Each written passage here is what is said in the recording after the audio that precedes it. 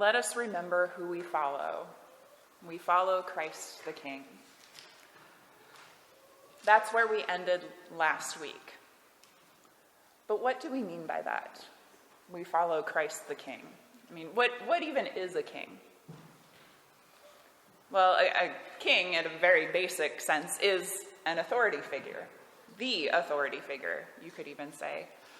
And we can understand authority. Like, we understand that. We know what that is. It's the ability to wield some sort of power or control or to command attention and decide things. We get that. We understand that. Sometimes it's individually there or just inherently there.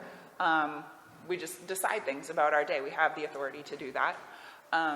Sometimes it's given through an official law or an election or like a corporate structure, bosses and employees. Sometimes it's cultural. Who can speak and who should listen in a conversation, right? They're just understood rules about that. So we know this stuff already. So who is then this Christ called the King, right? Pilate's after the answer to that question here.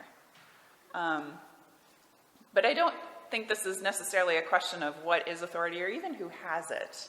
Again, we know these answers. So if it's not what is authority, then what?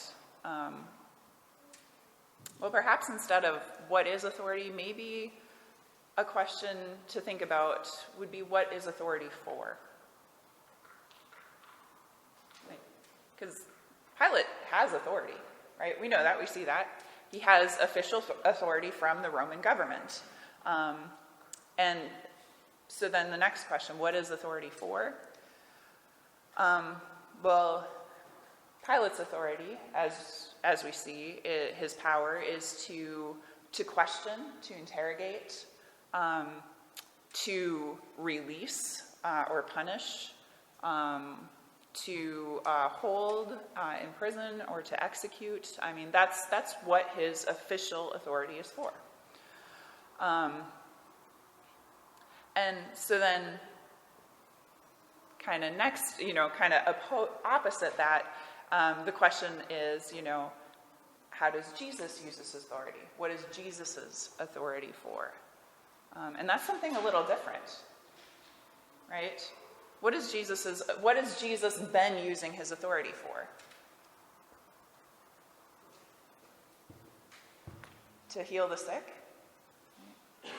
feed the hungry,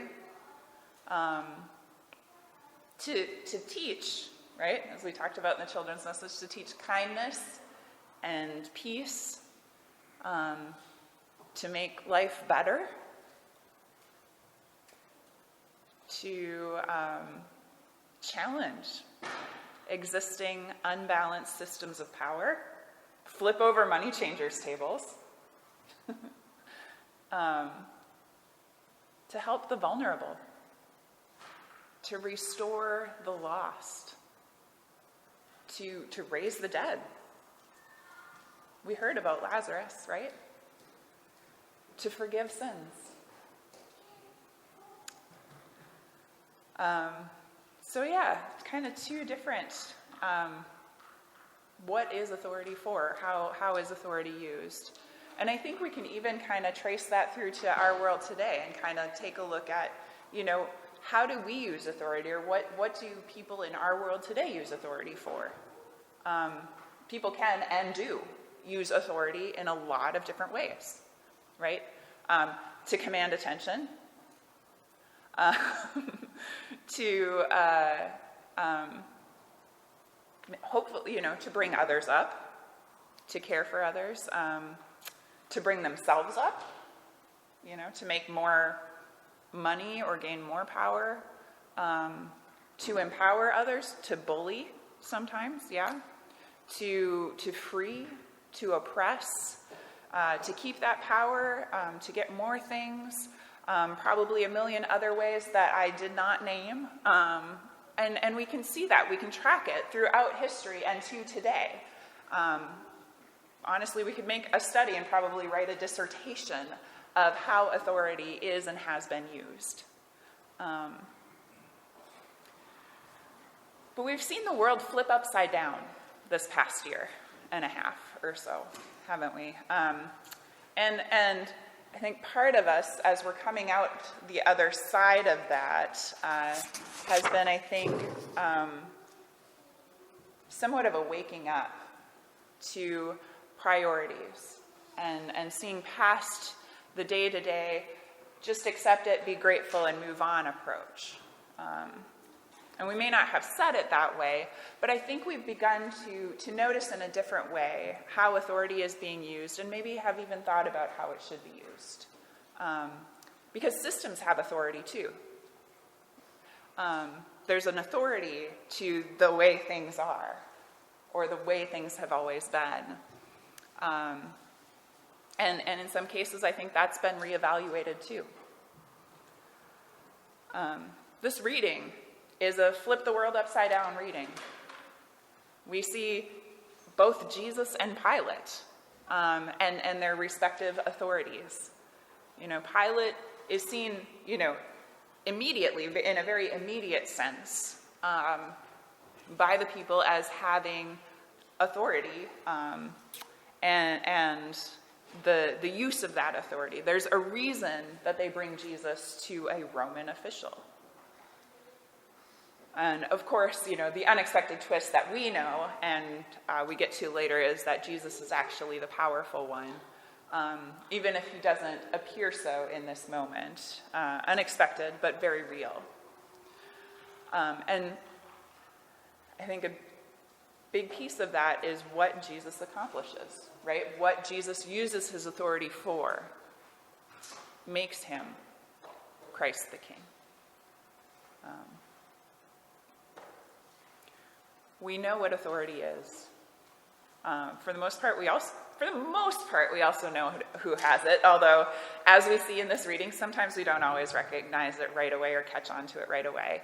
But we at least know who we've recognized and given authority to.